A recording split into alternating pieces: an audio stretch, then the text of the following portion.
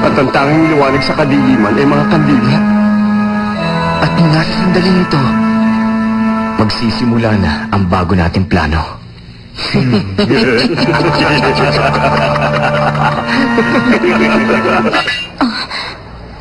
Imagination ko lang ba yun? Tignan nyo! Ayan na yung nakakatakot na babae! Is nakakatakot! Good morning! Sariwa pa toko namin ngayon! Ano kasi? Aba, nakakatakot nga pala talaga siya, no? Totoo nga pala, nakahindik-hindik siya. Sige po, mauna na po ako. Tingnan nyo, yung nakakatakot na babae pala. Hindi pa rin bago, may talong at labanas ba kayo? Meron! Namimilis siya ng talong at labago. Ang weird talaga niyang babae. Mukhang pauwi na yata siya. Nakakatakot.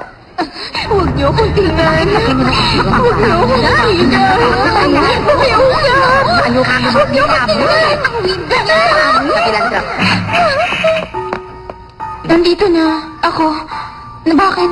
Ang dilim yata.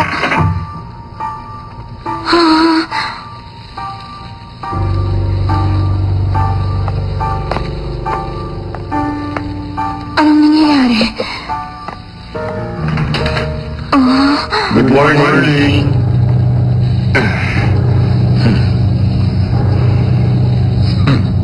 Good morning, Sunako.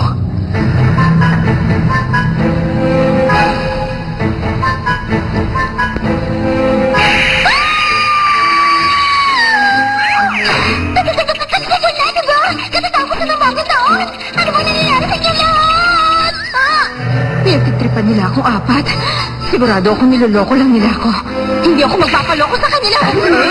Hindi ako magpapaloko. Hindi ako magpapaloko. Hindi ako magpapaloko!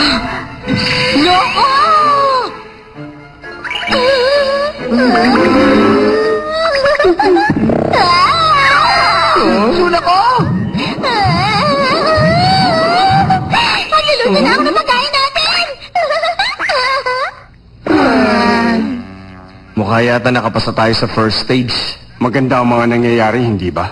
Bakit nga ba hindi natin to naisip na mas maaga? Nasayang lang tuloy ang oras natin. Buti na lang napanood natin yung movie! Napakaganda. Oras na makuha ko ang dugo ng mga binatang yun. Panahon na ng kagandahan ko. Hindi ka ba natatakot? Hindi gusto ko nga ng horror movies. Isa pa, ang ganda ng bida. Kung iisipin nyo nga, kung pababayaan natin ang lugar na to na mahabang panahon, baka ganyan na maging itsura, di ba?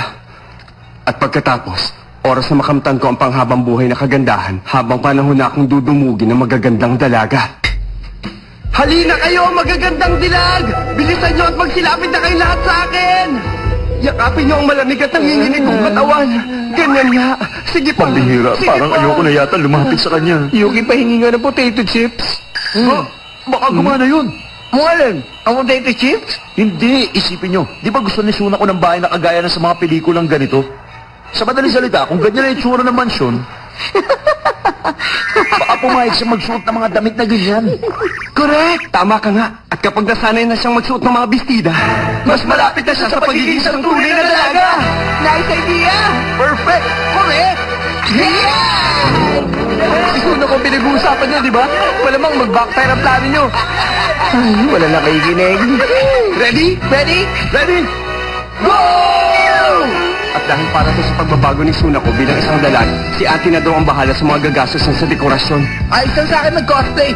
Basta hindi ako babae. Mukhang naaayon naman sa lahat ng plano natin. I-redecorate ko rin ang kwarto ko, kaya yan na muna ang kainin nyo. Lang, lang, lang, lang, lang, lang. Sandali lang, Suna ko! Kaya mo yan, Dada! Bakit? Ayos lang ba sa yung ganyan lang ang suot mo sa ganito kagandang bahay? Kung gusto mo, isuot mo na lang ang bestida na ito. Okay na ako sa suot ko. Oo. Pero sandali lang, Suna ko. Kung hindi ako nagkakamali, di ba malapit na ikasal ang kaibigan mo si Josephine? Tama ka. Si Count George Maximilian Belocha ang pakakasalan niya. Ganun ba? Oo, promise. Bakit hindi natin pagandaan ang wedding ceremony nila? Imbitado rin sina Hiroshi at Akira, syempre. Bakit? Ayaw mo bang umattend sa wedding reception nila? Ha? Gusto mo ba talagang umattend ng isang eleganting okasyon na ganyan lang ang suot mo? Hindi kaya ma-out of place ka lang sa napaka-espesyal na selebrasyong yon? Teka, saan ka pupunta? Teka, bad acting ba yun? Akala ko realistic na eh. Ano ba ginawa kong mali? Overacting ka kasi. Yun ang parati kong problema eh. Ewan ko sa'yo. Importante ba talaga kung anong isusuot ko sa kasal?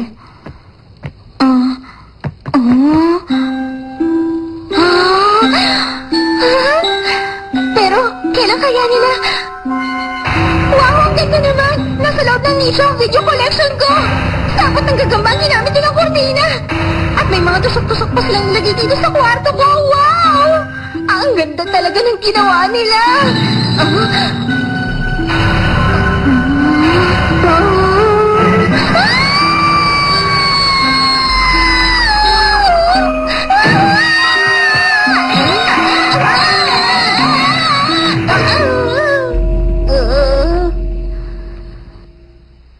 Hindi kaya ma-out of place ka lang sa napaka-special na selebrasyong yun?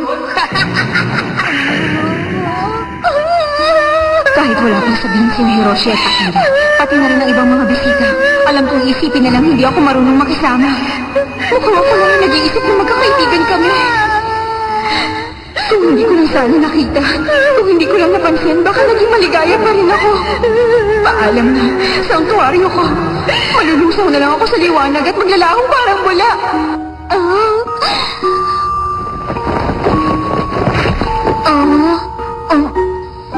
Gusto mo, isuot mo na lang ang vestido na ito. Kung isusuot ko to, ano kayang mangyayari?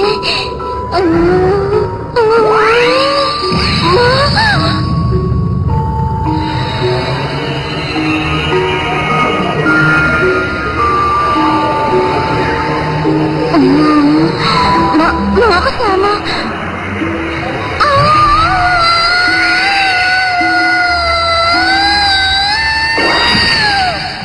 Hindi ka rin pala nag-iisip na kanaga. Hindi ko naman kasi akalain tatangayin ng hangin yung vestido eh. Kailangan ba talagang lahat tayo pumunta?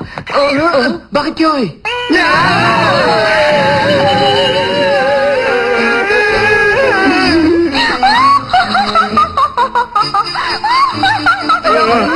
Nakakatakot! Hindi siya mga tunay na dalaga.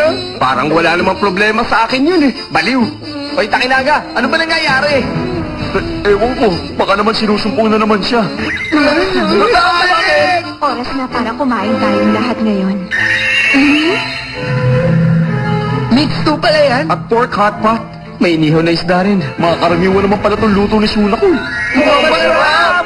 At ang maganda pa niyan, okay na okay sa kanya magsuot ng bestida ngayon. Tara ka dyan, nagtatagumpay na tayo. Basta hindi tayo kailangang magbayad ng renta. Kahit na dress o jersey pa, ayos lang. Congratulations, Josephine. Congratulations, Count George. Pakiramdam ko, parte na ng katawan ko ang damit na to. Mas okay pa nga to kaysa sa mga normal na sinusuot ko. Pwede kong ipanlaba to. O ipanlinis sa bahay. Mas nag-i-enjoy pa nga akong gumalaw ngayon. Congratulations sa ating apat! Mamamalengke lang ako, ha? Mag-iingat ka! Huh? Teka, mamamalengke daw siya? Oo nga, no? Na ganun ang suot niya? Imposible, baka biro lang yon. Oo nga. Ay, di ba? Pabili naman ako ng kamatis sa zucchini, Mama. Oo, sige. Pabili naman ako ng pusit, Mama. Eto. Ano mo naman klase ito? Mamamalengke kasi na suot. Bakit ganyan naman ang itsura niya?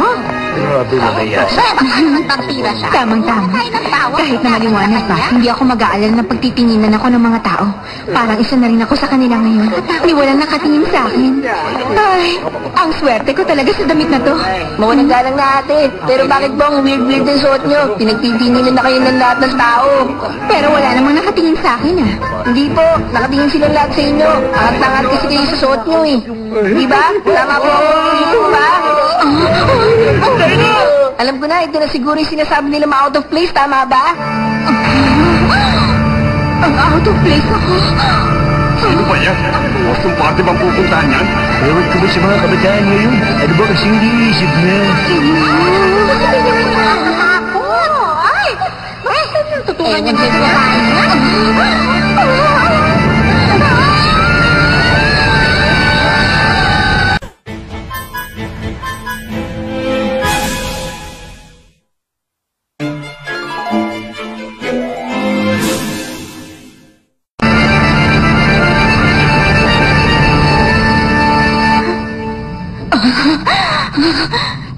Kailangan ko nang makaalis. Kailangan ko nang makabalik sa kadiliman. Ate, nagplano concert ka ba? Gusto mo bang sumama sa akin sa secret base ko? Hindi ako nagbibiro, te. Sige, sasama ako sa'yo. Yoshio! Yung kapitbahay naming Ali.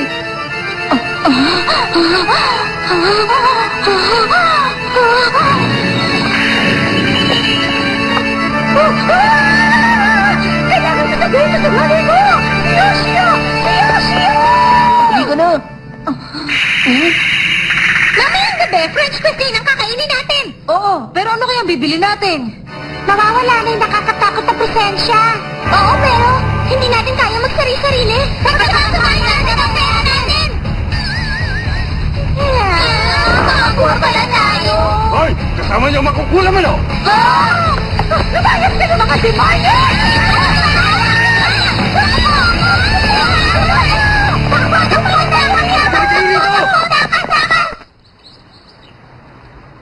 Ganda ng secret base ko, no?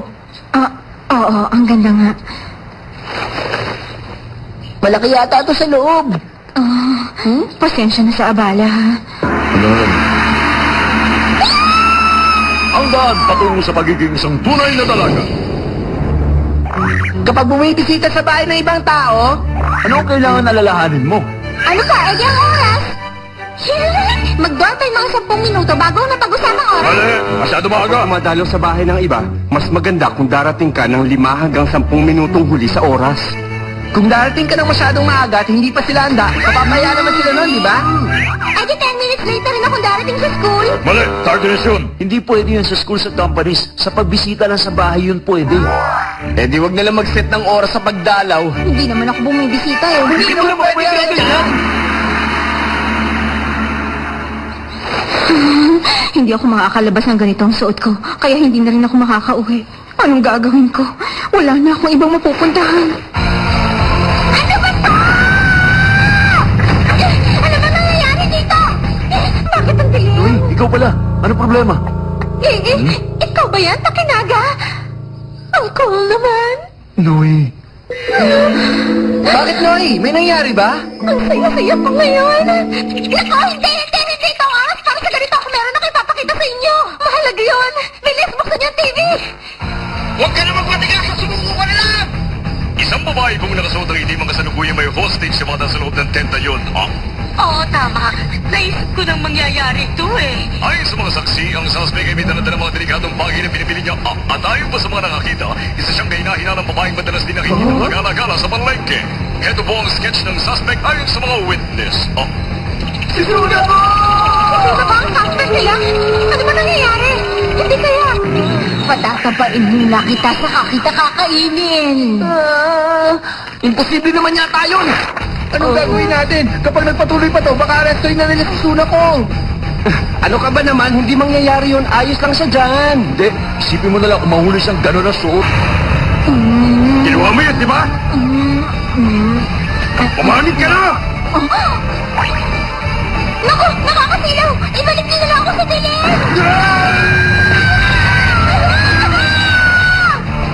Lalabas na guilty siya. Taka lang, sandali. Anong iniisip mo, Noy?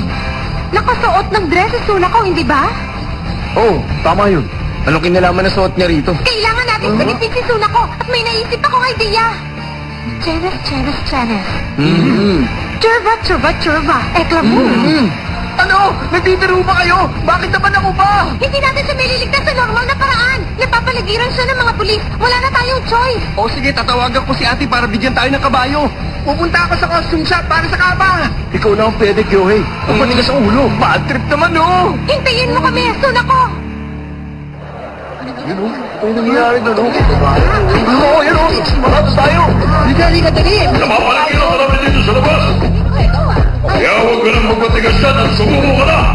Yoshi, anak! Huwag, uminahon po kayo. Bilisan mo na dyan! At pagkawalan mo na hostage kong bata! Naku, bakit kaya ang ingay sa labas? Malapit na rin yata maghapon ng bata. Umuwi ka na kaya. Ayaw mo bang sumama, ate? Ayos lang ako dito. Sige, kita na lang tayo bukas. Bye-bye, ate.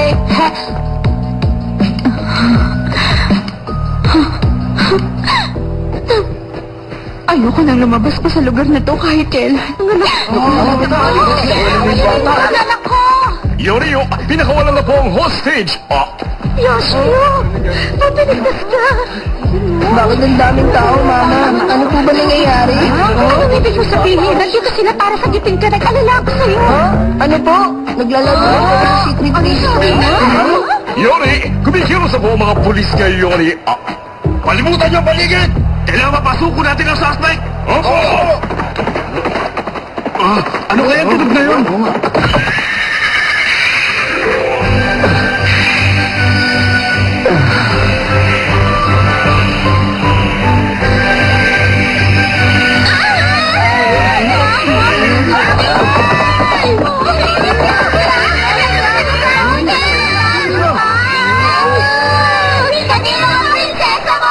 Hindi kayo pwede lumampas dito! Tumahimik ka dyan! Tayo ka at dapat tumabi eh! Pero miss, seryoso ang sitwasyon natin dito!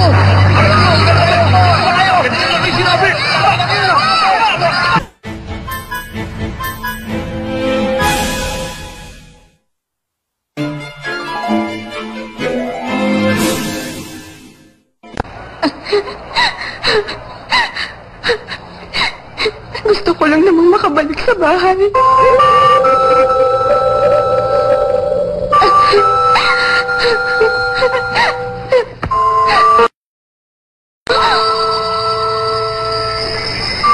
Umuwi na tayo. Siyempre. Uuwi muna tayo.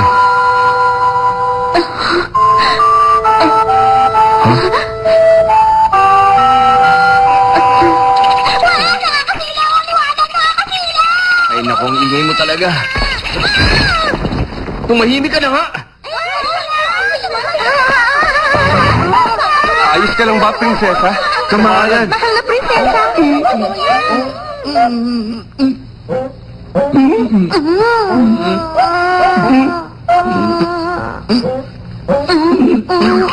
Ikaw na ang magsasalita. Oo nga, mahal na prinsipe. Nasaktan ka ba? Ikaw na, Yuki.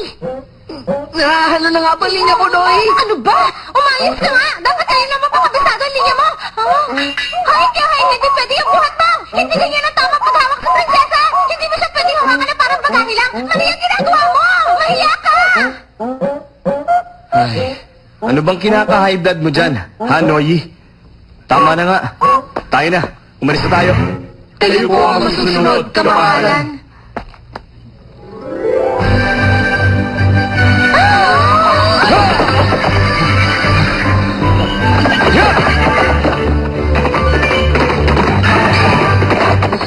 Nagsushooting ba sila ng pelikula?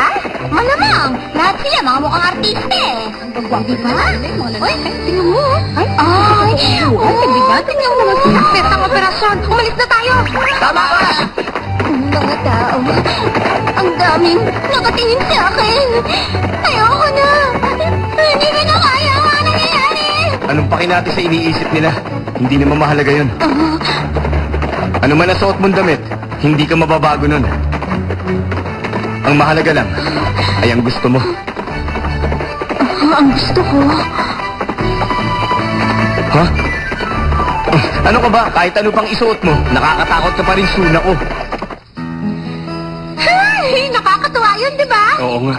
Kaya lang, ano ba naman yung script na yun, ha? Bakit? Okay naman yung ginawa ko ah. Maganda nga eh. Huwag ka nang magreklamo. Oh, tama na yan! Hindi ko na talaga to gagawin ulit. Kainis talaga. Sa sobrang kahihiyan, halos mamatay na ako. Oo, sangayon nga ako dyan. Tumahimik ka na nga lang.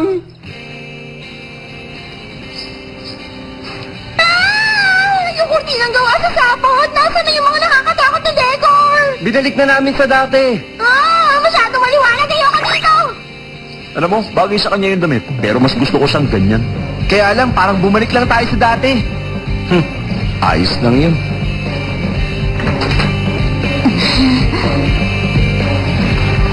Ayos lang naman kung paminsan-minsan.